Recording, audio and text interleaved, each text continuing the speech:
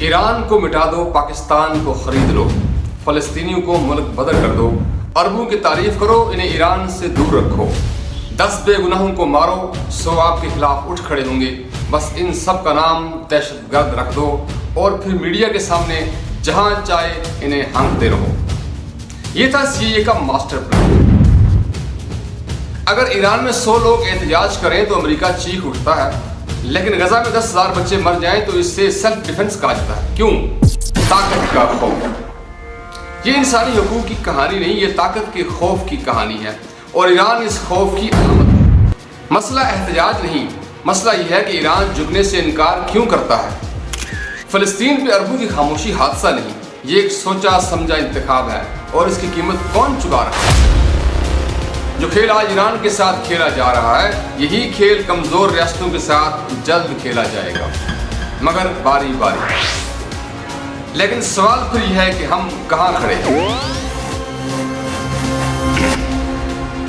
السلام علیکم دوستو، آج پاکستان ایک ایسی ریاستی کیفیت میں داخل ہو چکا ہے جہاں مسئلہ صرف مہنگائی، سیاست یا حکومت نہیں، مسئلہ سمت، اختیار اور اعتماد کا ہے۔ معاشی طور پہ ریاست قرض کی قسطوں پہ سانس لے رہی ہے، سیاسی طور پہ فیصلے عوامی فورمز کے بجائے بند کمروں میں ہو رہے ہیں، اور سماجی طور پہ عوام تھک چکے ہیں۔ روٹ کاز بالکل واضح ہے، ریاست اور عوام ایک ہی کشتی میں نہیں رہے۔ ریاست استحکام کے نام پہ کنٹرول بڑھا رہی ہے، عوام بقا کے لیے سمجھوتے کر رہے ہیں۔ اگر یہی راستہ رہا تو اگلے 5-6 ماہ میں ہمیں نظر آئے گا کمزور معیشت، سیاسی تھکن اور وہ خاموش غصہ جو اچانک پھٹ پڑتا ہے۔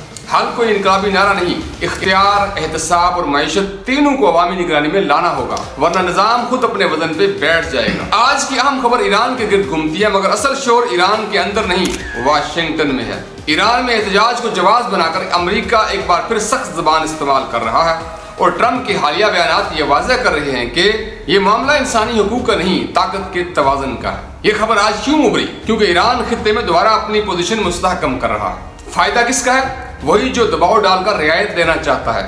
نقصان کس کا ہے؟ عوام کا، کیونکہ میڈیا احتجاج دکھاتا ہے، مگر یہ نہیں بتاتا کہ اصل خوف ایران کی مزاحمتی حیثیت ہے، نہ کہ سڑکوں پہ نکلنے والے لوگ۔ اور عمران خان کو آج بھی صرف اگر سیاستدان ہی سمجھا جا رہا ہے تو یہ ریاستی غلط فہمی ہے۔ اب وہ ایک فرد نہیں بلکہ مزاحمت کی ایک علامت بن چکا ہے۔ وجہ عوامی بے اعتمادی بمقابلہ سٹیٹس کو۔ PTI تنظیمی طور پر بکھری ہوئی ہے، مگر اس کا بیانیہ اب بھی زندہ ہے۔ ریاست کا رد عمل دفاعی ہے، جارحانہ نہیں، اور یہی اس بات کا ثبوت ہے کہ معاملہ ختم نہیں ہوا۔ مگر یہ تنازع کہاں ٹوٹے گا؟ یا تو ایک سیاسی مفاہمت پہ یا ایک طویل سیاسی تھکن پہ، لیکن فیصلہ وقت کرے گا، کوئی ایک ادارہ نہیں۔ اور جان لیں کہ مشرق وسطیٰ میں اسرائیل فلسطین اب اخلاقیات کا سوال نہیں رہا، یہ ایک اسٹریٹجک فائل بن چکی ہے۔ غزہ میں لاشیں گرتی ہیں، لیکن عالمی طاقتوں کے لیے یہ ایک مینیجبل کرائسس ہے۔ اصل سوال یہاں عرب دنیا کا ہے، اتنے وسائل، اتنی دولت، مگر فلسطین پہ اتنی خاموشی کیوں؟ کیونکہ بیشتر عرب ریاستوں نے مزاحمت کے بجائے تحفظ کو ترجیح دی ہے، وقار کو نہیں۔